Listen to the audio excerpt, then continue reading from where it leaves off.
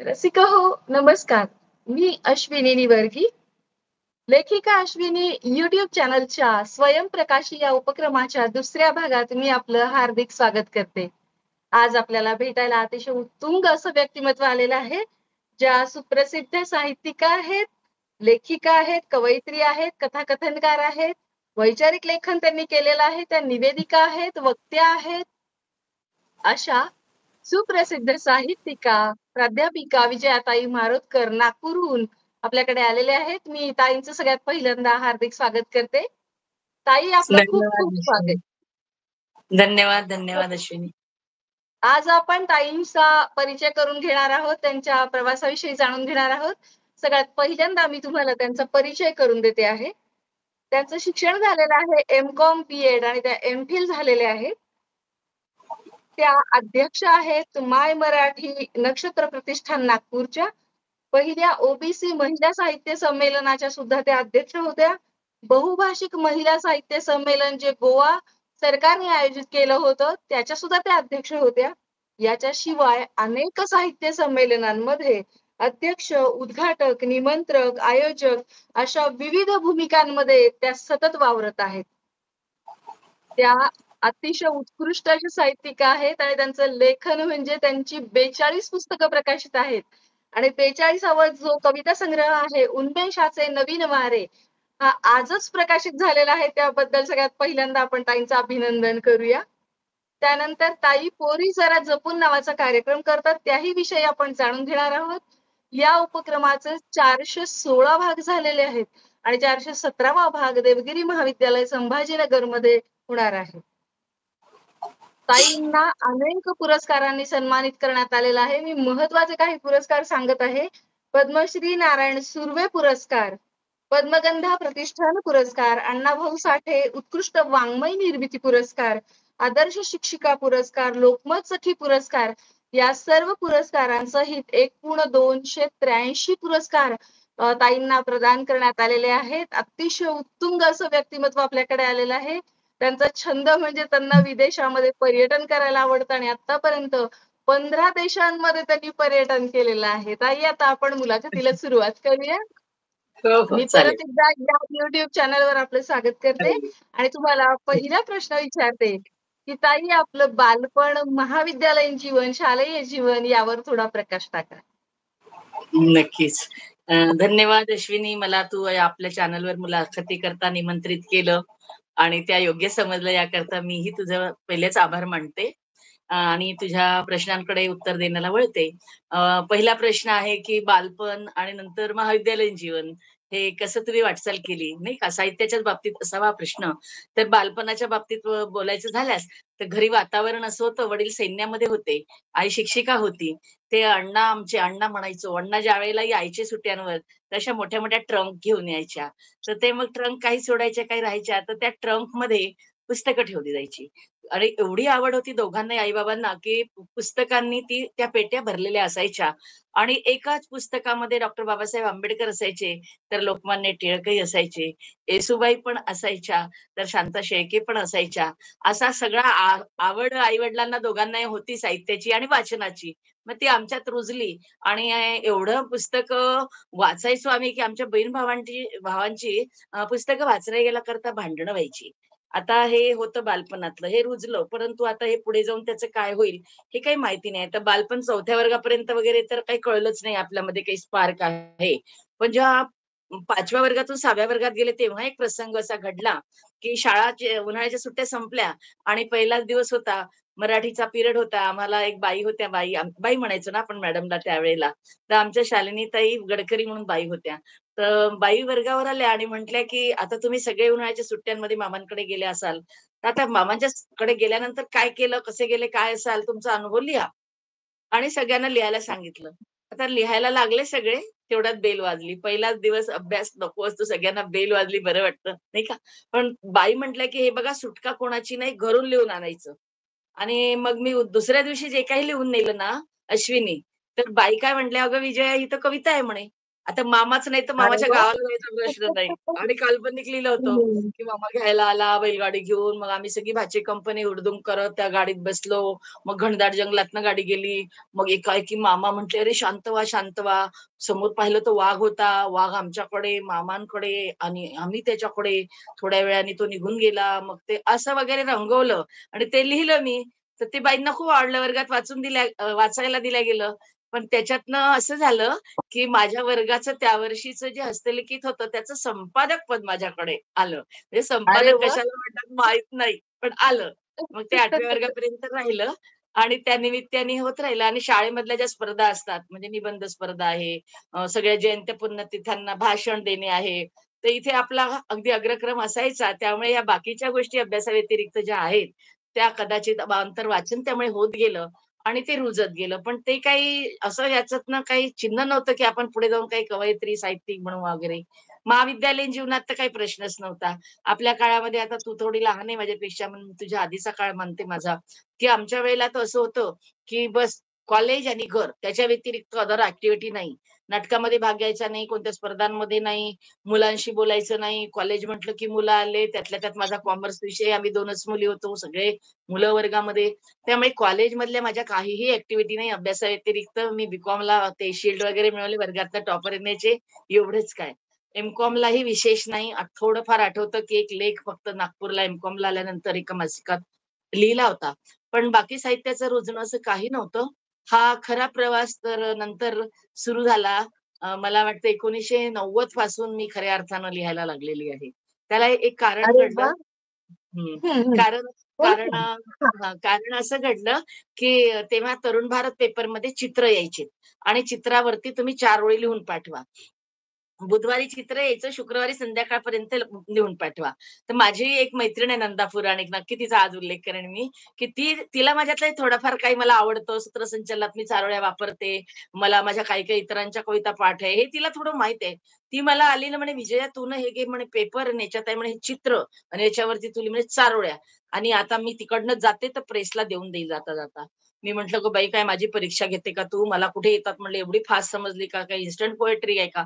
तर म्हणे, "नाही, मला नाही माहीत." मग ती आली बरोबर 5 वाजता. "लिहिलंय का?" म्हणे. म्हटलं, "एक तर पिरियड ऑफ नाही मिळाला आणि सुचलंही नाही" म्हटलं. मग म्हणाले, "उद्या लिहून आण." मग आता म्हटलं, "खरं ही म्हणते आहे तर आपण करावा विचार." अश्विनी, त्या चित्र असं होतं, एक बदक असते ना बदकीन, ती आपली 5 छोटी-छोटी पिलं घेऊन रस्ता क्रॉस करत आहे. आणि रस्त्याच्या दोन्ही बाजूला वाहनं, फोर व्हीलर वगैरे सगळे टू व्हीलर गाड्या थांबून गेलेल्या, तिला जाऊ देण्याकरता. असं चित्र. आता हे किती वृक्ष चित्र याच्यावर काय लिहिणार मग कविता? पण लिहिली, आठवली. जसं ती बदकीन इकडच्या तिकडच्या लोकांना म्हणते, की धावायचे तर माझ्यासारखे, तुमच्यासारखे धावणे बरे नव्हे. चिल्या-पिल्यांची माया वाऱ्यावर सोडणे बरे नव्हे. मी पण आपला ताफा घेऊन वाह, जाते. वाह, वाह! खूप छान, खूप छान. मग ही सुचली. मग आणखी एक सुचली, की मी 5 पिलांची आई, मला नाही हो कसली घाई. चिंता आमची तुम्हीच करा आणि वाहनांचा वेग कमी करा. ही एक सुचली. वाह! आणखी एक सुचली. आणखी एक ती केव्हा कशाला करता तुम्ही त्रागा, तुम्हीच तर आमच्यासाठी नाही ठेवली जागा, म्हणून आम्ही आलो रस्त्यावर आणि आमच्यामुळे मग तुम्ही असे थांबलात रस्त्यावर. असं हो. अशा 3-4 वेळा आल्या आणि मग आता एकच पाठवायची होती.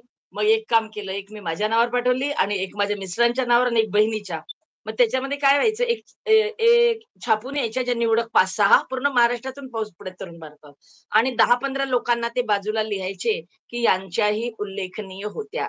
मी माझ्या बहिणीच्या नावावर जी पाठवली ना, मी 5 पिलांची आई ती छापून आली आणि माझं आणि माझ्या मिस्टरांचं नाव यांच्याही उल्लेखनीय होत्या म्हणून मध्ये आल्या आणि आपल्या 3ही सिलेक्ट झाल्या.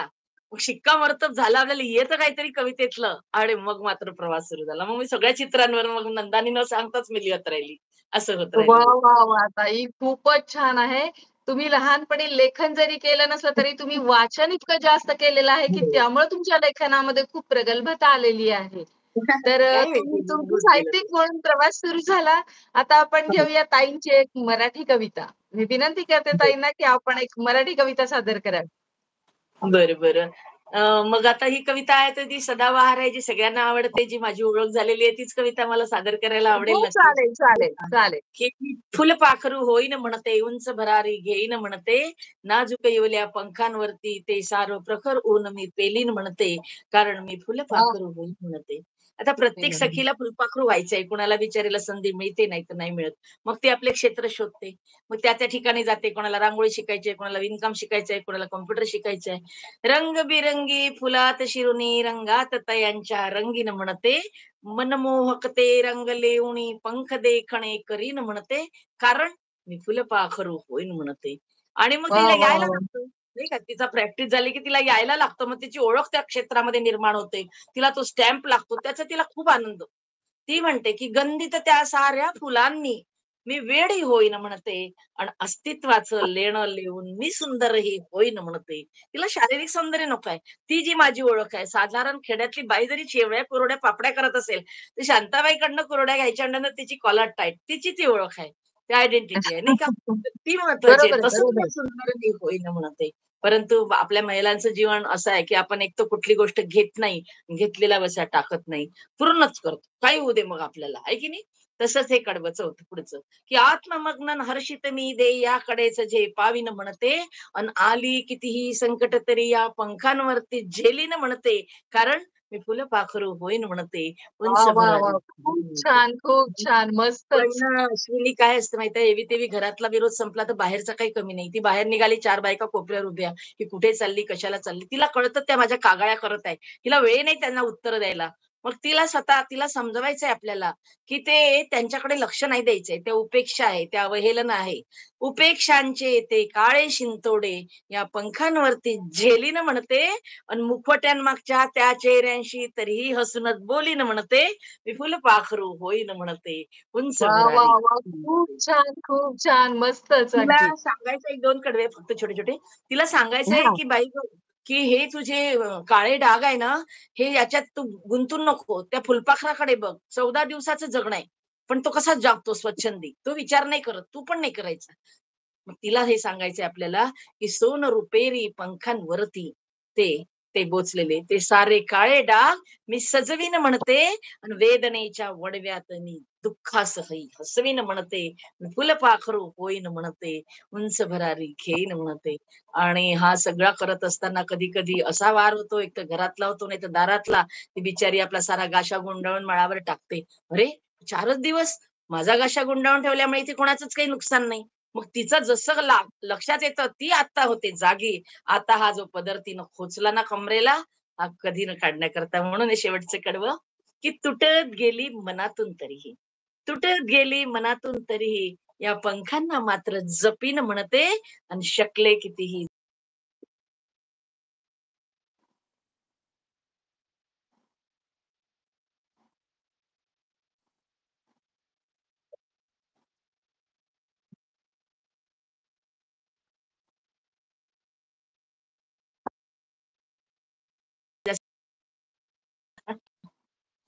ताई तुमची ही कविता अतिशय सुद्धा सुंदर अश्विनीला आहे. भरून फक्त आलं. माझी ही फार आवडती कविता आहे तुमची. मी यापूर्वी तुमच्या तोंडून ऐकली हो, होती हो. आणि फारच छान ऐकलेली. आणि हो, मला असं वाटतं, की प्रत्येक महिलेसाठी ही अतिशय हो, उत्तम अशी कविता आहे. तिला आत्मभान देणारी ही कविता आहे.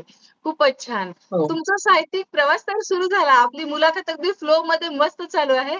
साहित्यिक हो, प्रवास हो. सुरू झाला, पण सुरुवातीला तुम्ही फक्त चारोळ्या लिहिल्यात. मग पुढे कविता, वैचारिक, समीक्षा, कादंबरी हे सगळं कसं लिहिलंत? त्याचाही प्रवास कसा सुरू झाला ना अश्विनी कळलंच नाही. चारोळ्या हं. लिहिता-लिहिता कविता लिहायला लागली. कविता यायला लागल्या वर्तमानपत्रात छापून. त्याच वेळेला मग असा एक विषय खूप हर्ट करून गेला असा होता, की एक मुलगी जी विदेशात आहे, 4 वर्षांनी माहेरी आली. हं. त्या 4 वर्षात बिचारीचे आई-वडील गेले. तिला काही येता आलं नाही अमेरिकेवरून. मग आली आता आई-वडील तर नाहीये, पण 3-3 भाऊ आहे. तर ती नवऱ्याला खूप मागे लागते. "मी आई गेले, बाबा गेले, जाऊन या आता जाऊया." तर तो नवरा घेऊन येतो 4 वर्षांनी तिला इंडियामध्ये. नवरा म्हणतो, "मी मुंबईतच थांबतो, जाऊन ये तू नागपूरला माहेरी." ती जेव्हा माहेरी आपल्या छोट्या मुलीला घेऊन येते, तर ते सगळ्या वहिनी तिघही हॉलमध्ये येतात. तिचं स्वागत वगैरे करतात. तिघी जणी बोलतात वगैरे. परंतु हळू-हळू एक-एक जण पांगायला लागते. लहान भाऊजाईनं आल्याबरोबर चहा वगैरे विचारलेला असतो. पण नंतर पाहते ती, की या तिघीच्या तिघी ना घरातल्या घरातच वेगळ्या झालेल्या आहे आणि तिला कोणीच आता संध्याकाळच्या जेवणालाही विचारत नाही. आता चक्क एकटी बसलेली आहे. तेवढा तिला फार वाईट वाटतं, रडायला येतं. तिच्या मैत्रिणीचा फोन येतो आणि ती मैत्रिणीला म्हणते, "मला इथे मला असं वाटत आहे करमत नाही. बरं झालं माझ्या यजमानांना सोबत आणलं नाही. नाहीतर मला काय म्हटलं असतं. मोठी माहेर-माहेर करते ना, बघ इथे कसं वातावरण आहे." मग तिची मैत्रीण म्हणते, "चल माझ्या घरी." मग ती मैत्रिणीकडे निघून जाते.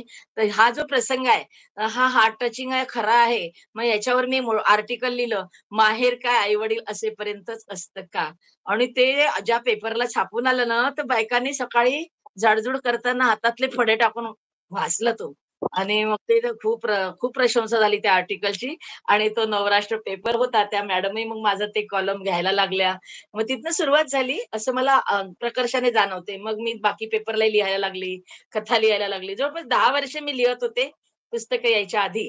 जेव्हा पहिलं पुस्तक कवितेचं आलं, त्यावेळेला अनेकांनी म्हटलं, की कवितेचं पुस्तक जर तुम्ही पहिल्यांदा काढलं नाही, समजा तुम्ही आधी कथासंग्रह काढला, तर तुमचं काव्यसंग्रह कधीच येणार नाही. कारण काव्यसंग्रह आपली हौस असते. तो येणारच नाही. तुम्ही काव्यसंग्रह आधी काढा.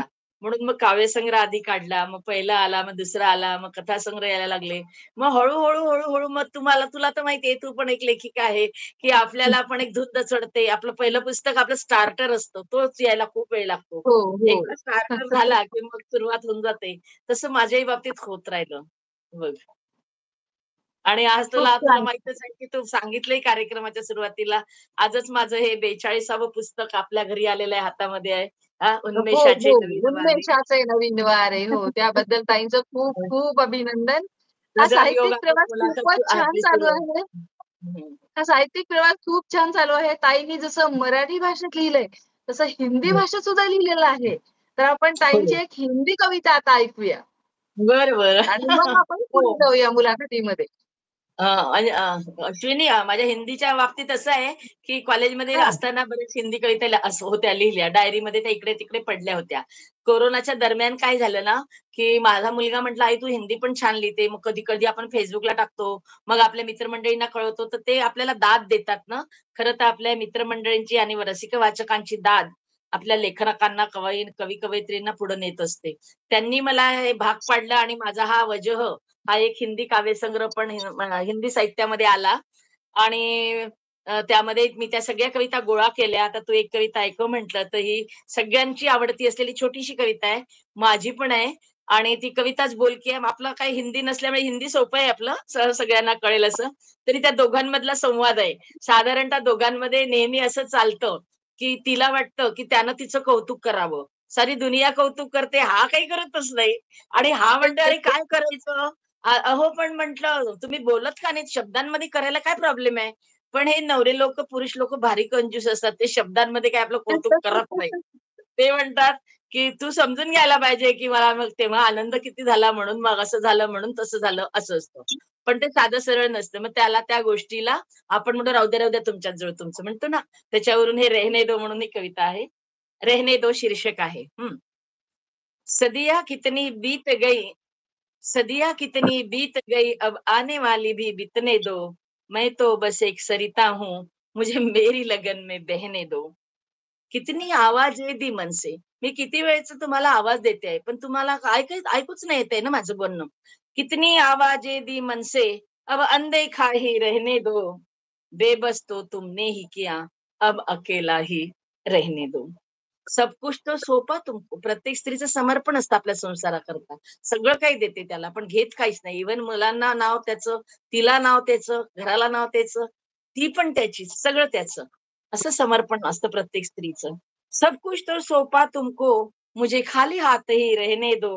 तुमने दिल से चाहा ही नहीं. पुन्हा ताकीद तिची, की तुमने दिल से चाहा ही नहीं, अब नासमझी ही रहने दो. तो म्हणतो, "अरे तुला काय वेडावाई आहे का? तू नासमज आहे, तुला कळत नाहीये." मग ती म्हणते, की "हां, हं. तुमने दिल से चाहा ही नहीं, अब नासमझी ही रहने दो. अनकही सी बातें कुछ-कुछ, अब अनसुनी ही रहने दो. राधा तो मैं बन न सकी, मुझे मीरा ही रहने दो, मुझे मीरा ही वाह, वाह, रहने दो." वाह! खूप छान. खूप मला वाटतं घर-घर की कहाणी आहे ही. हो, मग काय फारच आपल्या छान अगदी. प्रत्येकाचं एक प्रत्येक दुःख एक प्रत्येक दुःख मुलीला नसायचे, गोड असं वाटत म्हणायचे. असतं. अगदी. प्रत्येक स्त्रीला वाटतं, की आपल्या पतीनं आपलं भरपूर कौतुक करावं हां. आणि सगळ्या जगानं कौतुक केलं तरी त्याच्या प्रेमाच्या 2 शब्दांसाठी ती आसुसलेली असते. मला हो वाटतं ना. ताईंनी हा पण संदेश दिलाय समस्त बंधूंना, की बिलकुल, घरी बिलकुल. गेल्यानंतर आपल्या पत्नीचं जरूर कौतुक करा. हो ना, काय खूपच लागतं छान का बाजारातून दिलखुलास शब्द मुलाखत सांगणारी चालू आहे. माणसं. हो, हो. अतिशय दिलखुलास अशी मुलाखत चालू आहे. आपण बघताय छान. लेखिका अश्विनी YouTube चॅनल आणि यामध्ये स्वयंप्रकाश या उपक्रमामध्ये हा भाग दुसरा आहे. त्यामध्ये आपल्याकडे विजयाताई मारोतकर यांची अतिशय सुंदर अशी दिलखुलास मुलाखत चालू आहे. ताई, आपण आणखी थोडं पुढे जाऊया मुलाखतीमध्ये. हो, हो. अ, हो, हो. अनेक रसिकांना ही गोष्ट माहीत असेल, की विजयाताई मारोतकर ह्या फार मोठं कार्य करत आहेत. समाज हं. ऋण फेडत आहेत. सोशल हो. मीडियाच्या माध्यमातून Facebookवर विशेषतः तरुण मुली या चॅटिंग करतात, मैत्री करतात, फसवल्या जातात. त्यांना जागं करण्याचं काम ताई करतायत. त्याच्याविषयी मी परिचयात पण सांगितलं, पोरी जरा जपून. तर ताई या कार्यक्रमाबद्दल सुद्धा आम्हाला सविस्तर सांगा आणि या तुम्ही ठिकठिकाणी व्याख्यानं दिलेली आहेत. महाराष्ट्र, तेलंगणा, गोवा असे तुमचे बरेच भाग 416 भाग जवळपास झालेले आहेत. तर हे जात असताना व्याख्यानाला गेल्यानंतर एखादा हृदयस्पर्शी आठवणी तशा तर खूप आहेत तुमच्याकडे. आपलं यापूर्वी सुद्धा बोलणं झालेलं आहे. खूप आठवणी आहेत. तर त्याच्यातली एखादी आठवण पण तुम्ही आम्हाला शेअर करा. हो. आठवणी तर खूप आहेत. परंतु एक आठवण म्हणजे आज मला या निमित्तानं सांगावीशी वाटते आणि नंतर दुसरी छोटीशी, किंचितशी छोटीशी सांगेन. पहिली आठवण अशी आहे, की एक महाविद्यालयाचं नाव नाही सांगत मी, कारण ते मग तिच्याशी जुळलेलं आहे, ओळखायला येईल त्यांना आणि ते चांगलं मोठं जिल्ह्याचं ठिकाण आहे विदर्भातलं. त्या ठिकाणी नामवंत महाविद्यालय आहे. त्या ठिकाणी माझा कार्यक्रम होता आणि कार्यक्रम खूप रंगात आला आणि मग मी जे काही सांगत होती, तर मला मॅडमनी म्हणजे तिथे जायच्या आधी अनेक लोकांनी म्हटलं, की "काय त्या कॉलेजला जाते, फार हुशार मुली आहे, फार ॲरोगंट आहे, त्या काही ऐकत नाही कोणाचं. तू काय आपलं पोरी जरा जपून जुनाट विषय त्यांना सांगायला गेलेली आहे." तर मी म्हटलं, "हे बघा मला मॅडमनी बोलवलेलं आहे, तर मी त्यांची आज्ञेचं पालन करतो. आता मुली ऐकू नाही तर नाही ऐकू त्यांचा विषय." आणि खरंच आम्ही तिथे गेल्यानंतर मॅडमनी मला पूर्ण कॉलेजचा कॅम्पस वगैरे दाखवला. खूप सुंदर कॉलेज आहे. झाडाखाली मुलींचं कॉलेज आहे मेन म्हणजे. झाडाखाली ना मुली बसल्या होत्या मोबाईल बघत, एकमेकींशी बोलत. मॅडम त्यांना सगळ्यांना म्हणत आहे, "अगं चला हॉलमध्ये चला, गेस्ट आलेले आहे." तरी "हां ना मॅडम आते हैं, हां ना मॅडम आते हैं." पण त्यांना काही रिस्पॉन्स मिळत नव्हता. तर मॅडमला असं वाटलं, की ह्यांना काय वाटेल बा मुलीच असल्याने हॉलमध्ये. कारण त्याच्या 8 दिवस आधी विवेक घळसासी येऊन गेले होते म्हणे त्यांच्या इथे. इतकं मोठं व्यक्तिमत्व. म्हणे या मुलींना म्हणे इतकं म्हणजे आम्हाला पॉवर शो झाला, की आम्हाला लाज वाटली म्हणे. आजही तसंच होतं का? मोठं विचार पडला ताईंना. मी म्हटलं, "नाही," म्हटलं, "येतात," म्हटलं, "ताई तुम्ही चिंता नका करू." आणि मग आम्ही गेले. मग कार्यक्रमाला सुरुवात झाली. मी ज्या पद्धतीने सुरुवात केली, मला माहीत आहे या मुलींना आज काय म्हणून बोलवायचं आहे आपल्याला आणि त्या पद्धतीने 10 मिनिटात एवढ्या मुली आल्या कारण पूर्ण तिथे एक माईक सिस्टम होती. अक्षरशः खिडकीला लोमकायला लागल्या, दाराला, बेंचवर बसायला जागा नव्हती. खाली खाली खाली बसायला लागल्या. फोटो आहेत आपल्याकडे त्या कार्यक्रमाचे. इतकी झुंबड त्यांची अक्षरशः उठली. आता मी म्हटलं या मुलींना कोणत्या विषयापासून सांगायचं? सगळ्या मॅच्युअर्ड सीनियर कॉलेजच्या मुली. मी तिथे या विषयावरती भर दिला, की आजकाल मुली खूप वाहत जातात. कोणीतरी Facebookवर एखादा भंटोल मित्र मिळतो. त्याच्या गर्तेमध्ये मग आई-वडिलांची काळजी नाही, आहे नाही. तो म्हणजे सर्वस्व आणि तो काय करतो नुसताच वापरतो. आणि एक एक उदाहरण सांगितलं त्यांना, की त्या गर्तेमध्ये, त्या घटनेमध्ये नेमकं काय झालं, की व्हायचं नको ते झालं. मग ती कोणाला सांगणार? त्यालाच सांगणार ना, की बाबा माझ्या बाबतीत नेमकं आता असं घडलं. एक तर लक्षात येत नाहीये. त्या मुली इनोसंट असतात. त्यांची पाळी येत नाही 3-3 महिने. त्यांना कळतच नाही स्वतःसोबत काय झालेलं आहे. जेव्हा केव्हा लक्षात आलं तेव्हा फार उशीर झाला होता. मग सांगणार कोणाला? त्याला सांगणार ना. मग त्याला सांगितल्यानंतर तो तिला भेटायचं टाळू लागला. जो रोज भेटायचा तो तिचा फोनही उचलायचा नाही आणि प्रत्यक्षही भेटायचा नाही. मग ही घटना मी तिथे सांगितली. इकडून-तिकडून तिने एक दिवस त्याला पकडलं तर त्याने चक्क भांडण केलं. भर चौकात भांडण केलं आणि म्हटला तो, "तुला काही लाज लाज वाटत नाही का गं?" म्हणे. "तुझे ते 4-4 बॉयफ्रेंड्स आहेत" म्हणे "आणि माझ्यावर नाव घेते" म्हणे. झाली ती हे उदाहरण मी तिथे सांगितलं.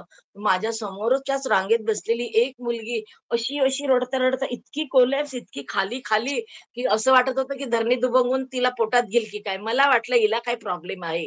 ही मला भेटायला आल्याशिवाय राहत नाही आणि अगदी तसंच झालं. कार्यक्रमानंतर मी जिथे थांबली होती गेस्ट हाऊसला, तिथे ती मला भेटायला आली. सेम सिच्युएशन त्या मुलीचं होतं. तसंच तिच्या बाबतीत त्या अवस्थेत सध्या ती होती आणि मग रडली खूप म्हणे, "मॅडम तुम्ही जे सांगितलं माझ्यासोबत आहे. मी आता सध्या आहे त्यात. मला तुम्ही आल्या नसत्या, मी आज कार्यक्रमाला येणार नव्हती, पण कोणीतरी म्हटलं म्हणून मी आले. मॅडम माझ्या डोक्यात मला सुसाईड करण्याशिवाय मार्ग नाही म्हणे आता." मी म्हटलं, "बेटा रडू नको." आणि तो कार्यक्रम आटोपल्यानंतर 4दा त्या गावाला जावं लागलं तर आयोजकांना माहिती नाही. हे माझं पडद्यामागचं काम आहे. कारण आयोजकांनी मला एकदा बोलवलं. उदगीरला तू मला एकदा बोलवलं. जर तिथे काही प्रॉब्लेम झाला तर मी 4दा येऊन गेली तर तुला पत्ता लागणार नाही. असं ते झालं होतं. आणि मग तिचा प्रॉब्लेम त्या मुलाचे आई-वडील चांगले रेप्युटेड डॉक्टर आहे. पोट्ट असंच भंटवलंय महिला महाविद्यालयांसमोर भारी-भारी गाड्या घ्यायच्या आणि हे मारायचं. मुलींना आपल्या जाळ्यात अडकवायचं आणि हे प्रकरण करून बसला. त्या मुलालाही बसवलं.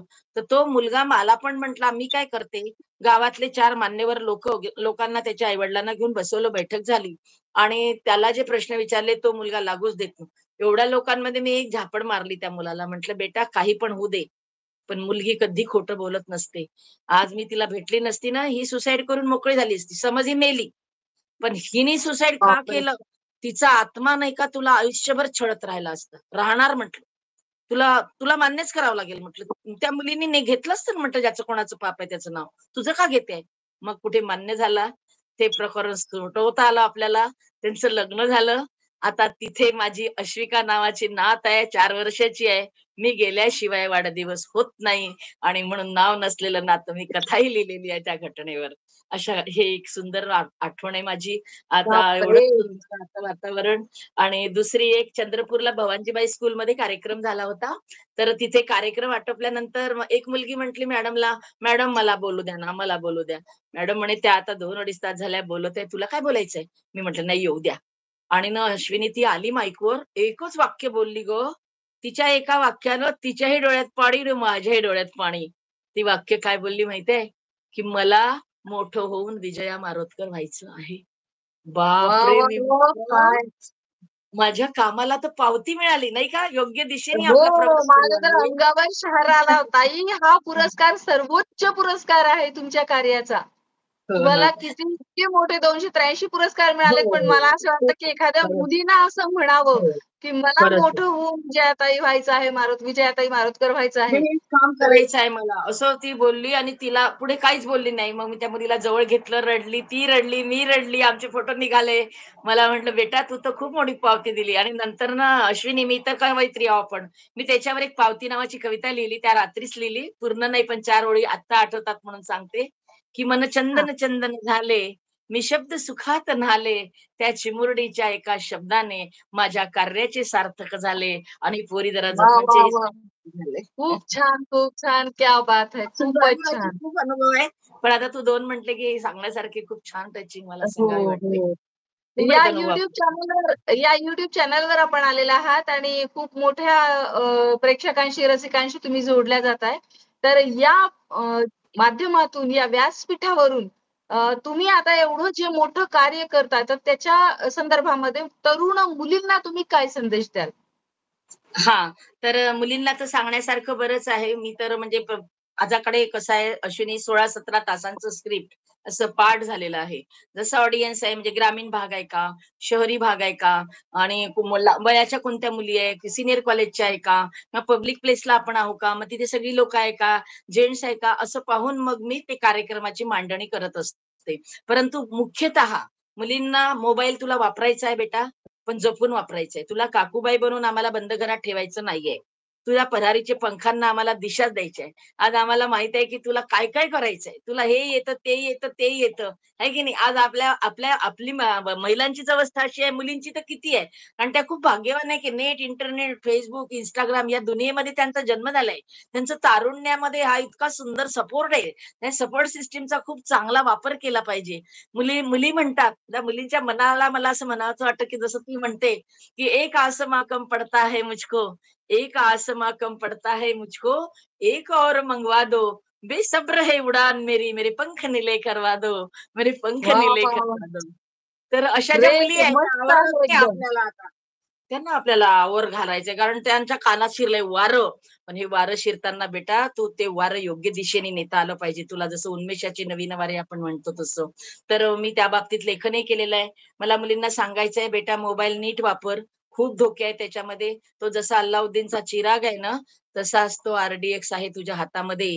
केव्हा तुला जेलमध्ये नेऊन टाकेल, केव्हा तुला दवाखान्यात नेऊन टाकेल, केव्हा तुला कोर्टात उभा करेल, किंवा सायबर क्राईमच्या मध्ये फसवेल, काही सांगता येत नाही. या प्रत्येक वाटेवरचे धोके तुला ओळखायचे आहे. जो तुला आय लव्ह यू म्हणतो तो भंटोला आहे, तो रिकामचोट आहे, त्याला काही कामं नाही. तुझ्यासारख्या कित्येक पोरींना तो रोजच फसवत असतो.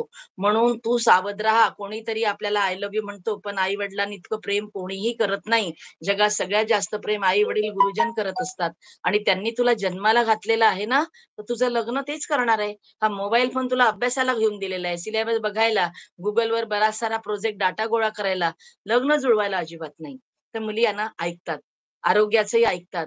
शारीरिक संबंध आधी होऊ द्यायचे नाही, हे किती आपल्या डॉक्टर मैत्रिणी सांगतात. विजया, तुझ्या कार्यक्रमात मुलींना हे सांग, ते सांग. कोणत्या वयाच्या नंतर जेव्हा लग्न जेव्हा होतं, त्यावेळेला मुलं होत नाही, कारण आधीच काही उपद्व्याप करून बसलेले असतात. अनेक असे आजार आपल्या आयुष्याला लागतात, की आयुष्यभर औषधं घ्यावी लागतात, ट्रीटमेंट, तरी त्याची उपाययोजना होत नाही. म्हणजे यातून चांगलं काही नाही. झालं तर नुसतं सत्यानाशच आहे, वाईटच होण्याचं आहे. म्हणून मुलींना मी सांगेन, की बेटा, हा फुलपाखरासारखं जगा. मग मुली म्हणतात, मॅडम मग आम्ही मुलांशी बोलायचं नाही का? मुलांशी मैत्री करायची नाही का? त्या मुलींना आपल्याला सांगायचं, बेटा एक नाही 100 मित्र पाहिजेत. खरं तर कधी-कधी मुलींपेक्षा मुलं मित्र जास्त चांगले सिद्ध होतात, मुलींना मदत करतात. पण तुला त्याच्या डोळ्यातली वासना ओळखता आली पाहिजे आणि तुला ओळखता येते. खरा अगदी मित्र बरोबर आहे. पाहिजे. अगदी बरोबर आहे. हो. आणि मग मुलांची मैत्री अजिबात हो. वाईट नाही. आपण को एज्युकेशन कशाला आणलेलं आहे? याच्याच करता आणलाय, की मुलगा आणि मुलगी हं. हा न्यूनगंड आहे ना, जो रूढी परंपरांपासून आलेला आहे, तो निघाला पाहिजे. सगळ्यांनी मोकळेपणाने वागा. एका प्रोजेक्टवर मुली अगदी काम बरोबर आहे. करताय. सहलीला गेल्या, काश्मीरला गेल्या, दिल्लीला गेल्या, प्रोजेक्ट करता गेल्या. कधी पैशाने अडलं, कोणी आजारी पडलं, काही ॲक्सिडेंट झाला, तर मुलं किती मदत करतात ना. खूप दाखले आहेत त्याचे. मुलींपेक्षा जास्त हेल्प पुरुष असल्यामुळे तो करू शकतो. म्हणून मित्र कसा करा, की जो खरा मित्र आहे, की जो जेव्हा तुमच्या संकटात धावून येणार, म्हणजे दुःखामध्ये सोबत असणारा, सुखामध्ये मागे असणारा, काल रात्री भांडून गेला तरी सकाळी दारात दत्त म्हणून उभा असणारा, न बोलवताही जेवणाच्या ताटावर येऊन बसणारा, तुम्हाला एकेरी हाक मारणारा, तुम्ही किती मोठे कलेक्टर ऑफिसर होऊन जा, पण गर्दीमध्ये तुम्हाला एकेरी हाक मारणारा फक्त मित्रच असू शकतो. हा मित्र आपल्याला ओळखता आला पाहिजे. म्हणून मैत्रीला आमचा नकारच नाहीये, प्रेमाला सुद्धा नाहीये. पण प्रेम हे एकासोबत होतं, सगळ्यांसोबत नाही होत, आहे ना? म्हणून हे ब्रेकअप सोडा. हा मित्र, तो मित्र. अगं 10 ब्रेकअप झालेली मुलगी कोणाला चालत नाही. आजही लग्नाच्या बाजारामध्ये त्याला सती सावित्रीच बायको पाहिजे. भलेही त्याचे 20 ब्रेकअप झाले असतील. हे मुलींनी समजून घ्या. आज अश्विनी काय व्हायला लागलेलं, आपण मुलींना दोष देत नाही. पण आज हे वातावरण इतकं लिव्ह इन रिलेशनचं आलेलं आहे, की शहरामध्ये मुली चक्क लिव्ह इन रिलेशनमध्ये राहतात. मुलं सगळे. आणि गावाकडे येतात आणि आपल्या आई-वडिलांना आई-वडील म्हणतात, "बाबा तुमचं तुम्ही काही बघितलं असेल तर सांगा आम्हाला, लग्न करून देतो आम्ही." म्हणलं, "नाही, नाही, नाही. आमचं काही नाहीये. तुम्ही आमच्यासाठी स्थळ शोधा." ते बिचारे साधेभोळे आई-वडील मुला-मुलींसाठी स्थळ शोधतात आणि त्यांचं आधीचं प्रकरण मग यांच्या लग्नावर हावी होतं आणि मग यांचे घटस्फोट होतात. त्यांचा आज घटस्फोट होण्याचं हेच कारण आहे, मोबाईल आणि यांची जुनी प्रकरणं. म्हणून तुम्ही रिलेशन जे निर्माण करत आहात, केवळ हे शारीरिक आकर्षण आणि हा मोबाईल याच्या गर्तेमध्ये आज जो चिखल झालेला आहे, आणि मग आपल्या इथे लिव्ह इन रिलेशनला मान्यता, नको त्या गोष्टींना मान्यता, असे कायदे व्हायला लागले. म्हणजे तुझ्यासारखे जर आपण नैतिकतेच्या गोष्टी सांगणाऱ्याला कोणी मूर्खात काढत असेल, ते काढूत बाबा. पण जुनं तेच सोनं. कारण आमची लेक आहे, ही हिरकणी आहे. ही सोन्यासारखी तेजायली पाहिजे आणि गुणांनीच चमकली पाहिजे आणि आई-वडिलांचं नाव तिने या जगाच्या कॅनव्हासवर लिहून दिलं पाहिजे. हे तिलाही वाटतं, आम्हालाही वाटतं, शाळेला वाटतं, गावाला वाटतं. बस आमची लेक ही अशी पाहिजे आम्हाला. आम्हाला बाकी जगाशी काहीही घेणं-देणं नाही. हे नाही. म्हणून माझी अगदी बरोबर आहे कळकळ. ताई. तुला अगदी माहितीये की बरोबर हे आहे. इंटरनेट हो, पोरीज राजा पून. मी हे वाचलं आहे ते माझं पुस्तक. लेखनही त्याच दिशेने आहे, की हो, हे पुस्तक मी लिहिलंय, याच्यात 15 कथा आहे. आता दुसरं हो, पुस्तक पुढे प्रश्न आहेच वाटते, आहे की नाही? आणि हे हो. हे हा चारोळी संग्रह आहे. कवितांबर घेताना हा मी फुकट वाटत असते कार्यक्रमानंतर माझ्याकरता, माझ्या मुलींकरता. एक 15-20 अच्छा. मुलींना तरी मी माझ्याकडनं देते. कारण बाहेर प्रवासात मला खूप मोठा गठ्ठा नेता येत नाही. याच्यातल्या हे चारोळी संग्रह आहे. प्रत्येक पानावरची जी चारोळी आहे, त्याच्यातल्या 1-4 ओळी जरी त्या पोरीने वाचल्या, कोणतंही पेज काढू दे तिने वाचला, तर तिला तिचं ते जगणं योग्य दिशेने जातं. उदाहरणार्थ, मी आता हे पेज काढलंय, तर ते चारोळी निघाली, की मुलीच्या जन्माने मनाला का वाटून जाते शल्य? म्हणजे समाजात आजही लोकांना शल्य वाटते, मुलगा पाहिजे. काय आहे समाजाचं? काय कारण काय समाजाला शल्य वाटण्याचं? मग समाजाला प्रश्न विचारलाय, की मुलीच्या जन्माने मनाला का वाटून जाते शल्य, हो मुलगीच तर ठरत आहे, आज एक हिरा अमूल्य, आज एक हिरा अमूल्य. मुलगीच करते आई-वडिलांचं वाह! शेवटी. वाह! जेवढ्या मनापासून मुलगी करते ना, मुलगा नाही करत. आज हे होतंय सगळीकडे, दिसतंय तुम्हाला आम्हाला. मुलगी बेस्ट आहे. खूप लाडाची लेक आहे आमची आणि ती घरोघरी व्हावी. है ना? आणि तेही माहिती आहे तुला, मी नेहमी म्हणत असते, "के नसीब में होती है, जो घर रब को पसंद हो ना, उसी घर में होती है." कोणाच्या आयऱ्या-गऱ्याच्या घरी लेकी जन्माला नाही येत. ज्याच्यामध्ये ती सांभाळण्याची दानत आहे ना, त्याच घराची निवड परमेश्वर करतो अगदी, मुलींच्या जन्म. अगदी बरोबर आहे. तुम्ही तरुण मुलींना दिलेला संदेश हा काळामध्ये फार महत्वाचा आहे, की तुम्हाला इंटरनेटचं वरदान मिळालेलं आहे, पण त्यातले धोके सुद्धा ओळखा आणि स्वतःचं कर्तव्य, स्वतःच्या जबाबदारीचं भान ठेवा. आपला पाय घसरू देऊ नका. हे फार महत्वाचं आहे. तुम्ही फार महत्वाचा संदेश या ठिकाणी दिलेला आहे. मी विजयाताईंचा फोन नंबर डिस्क्रिप्शन बॉक्समध्ये देते आहे. ज्यांना पोरी जरा जपूनसाठी विजयाताईंना आमंत्रित करायचं आहे, त्यांनी जरूर आमंत्रित करा. विजयाताई समाज ऋण फेडत आहेत आणि आजच्या काळासाठी अतिशय म्हणजे वरदान ठरलेलं आहे हे मुलींसाठी, की बहकलेल्या, पाय घसरलेल्या किंवा त्या उंबरठ्यावर उभ्या असलेल्या, की आता कधीही या पायांचा पाय घसरू शकतो. अशा तरुण मुलींना तुम्ही जागं करताय, हलवून जागं करताय आणि समजा तिचा पाय घसरला असेल, तर तुम्ही वैयक्तिक पातळीवर जाऊन तिला मदत सुद्धा करताय. आपण या मुलाखतीच्या शेवटाकडे आता येत आहोत. ताईंना मी हं, हं. विचारते, की तुमची आगामी उपक्रम किंवा आगामी पुस्तकं कोणती आहेत? हो. आता माझं घर, समाज आणि तुम्ही मित्र-मैत्रिणी माझ्या एकूणच साहित्यिक वाटेकडे लक्ष ठेवून आहात. मला सांगायला खूप आवडेल, की 6 विद्यापीठात वेगवेगळे लोकं माझ्या साहित्यावर वेगवेगळ्या पी-एच-डी करतात आहे. ते सगळं अरे आहे. वाह! आता माझा ट्रॅक एकच आहे, तो म्हणजे पोरी जरा जपून. याच विषयावर मग कथा असो, कविता असो, कादंबरी, चारोळी संग्रह, जेही काही लेखन करणार आहे ते हेच. तर सध्या तूर्तास नागपूरला अ, तरुण भारत पेपरमधून बी अलर्ट नावाचं सदर सुरू आहे. त्याच्यामध्ये याच विषयाच्या अनुषंगाने लेख मी लिहत आहे. त्याचं आल्यानंतर बी अलर्ट हे पुस्तक येणार हे काही सांगायलाच नको. त्याचबरोबर चिमूर येथून एक साप्ताहिक निघतं लोकप्रतिष्ठा नावाचं, चांगलं नामवंत आहे.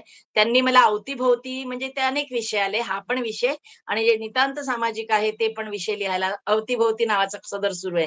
म्हणजे काही दिवसांनी त्याचंही पुस्तक येईल आणि तुम्हाला मग आम्ही आताच दाखवलं, की हे माझा पहिला कथासंग्रह आहे, पोरी जरा जपून. आता याच्या पुढचा दुसरा कथासंग्रह आहे, त्याच्यामध्ये पण 15 कथा आहे आणि त्या कथासंग्रहाचं नाव आहे, ती वाचली पाहिजे. आणि अरे वाह! काव्यसंग्रह आहे, हा उन्मेषाचे नवीन वारे याच्यामध्ये पोरी जरा जपूनशी अनुषंगाने अ, कविता आहेत.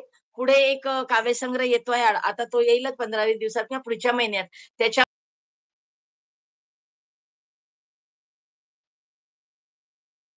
कधी येतात. विजयाताई आपल्याकडे आल्या. त्यांच्या व्यस्त बिझी शेड्यूलमधून त्यांच्या दिनक्रमातून व्यस्त असताना सुद्धा वेळ काढून त्या आपल्याकडे आल्या. आपल्या चॅनलवर त्यांनी खूप छान मुलाखत दिली. ताई तुमचे खूप खूप आभार. आणि शेवटी मला एवढंच सांगायचंय, की तुम्ही जर विविध क्षेत्रांमध्ये भरीव कामगिरी करत समाजाचं ऋण फेडत असाल, तर मला जरूर संपर्क करा. कदाचित पुढची मुलाखत तुमची असू शकते. त्यासाठी पाहत रहा लेखिका अश्विनी YouTube चॅनल. धन्यवाद.